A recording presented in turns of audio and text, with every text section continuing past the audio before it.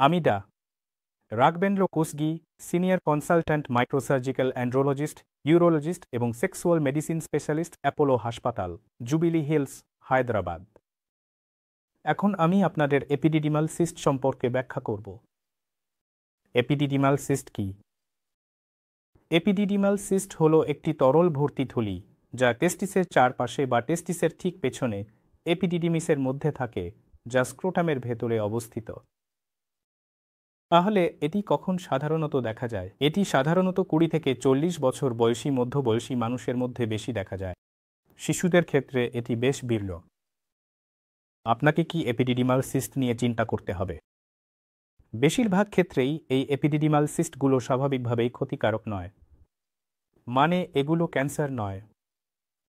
এই সিস্টগুলো নিয়ে চিন্তা করার কোনো দরকার নেই। তাহলে আমরা কিভাবে এই সিস্টগুলো নির্ণয় করতে পারি? যদি সিস্টটি খুব ছোট হয়, তাহলে এটি আমরা হঠাৎ শারীরিক পরীক্ষার সময় বা আপনি যদি অন্য কোনো কারণে স্ক্রোটামের আল্ট্রাসাউন্ড করান, তখনও এই সিস্টটি ধরা পড়তে পারে।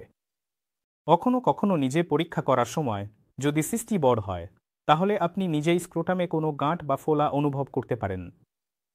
তাহলে এগুলোই হলো সাধারণ কিছু বিষয়, সাধারণ কিছু জায়গা যেখানে আমরা এই সিস্টগুলো পেতে পারি। কিন্তু কখন এই এপিডিডাইমাল সিস্টের জন্য ডাক্তারের কাছে যাওয়া উচিত?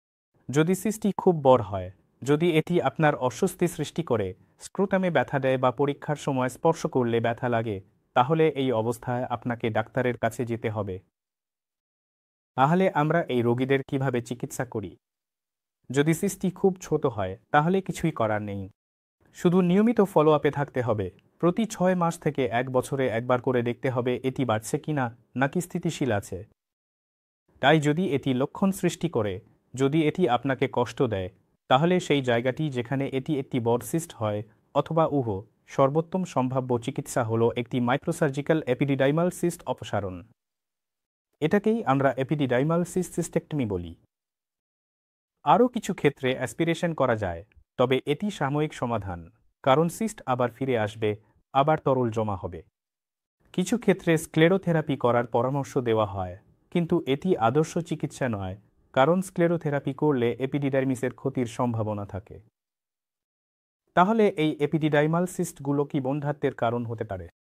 বেশিরভাগ রোগীর ক্ষেত্রেই এপিডিডাইমাল সিস্ট নিরীহ, বিনাইন হয়। এগুলো সাধারণত বন্ধ্যাত্বের কারণ হয় না। কিছু নির্দিষ্ট ধরনের সিস্ট আছে যেগুলোকে আমরা স্পার্মাটোসিল বলি। এটি এপিডিডাইমাল সিস্টের একটি ধরন, যেখানে সিস্টের ভেতরে শুক্রাণু থাকে, যা কখনো কখনো বাধার সৃষ্টি করতে পারে।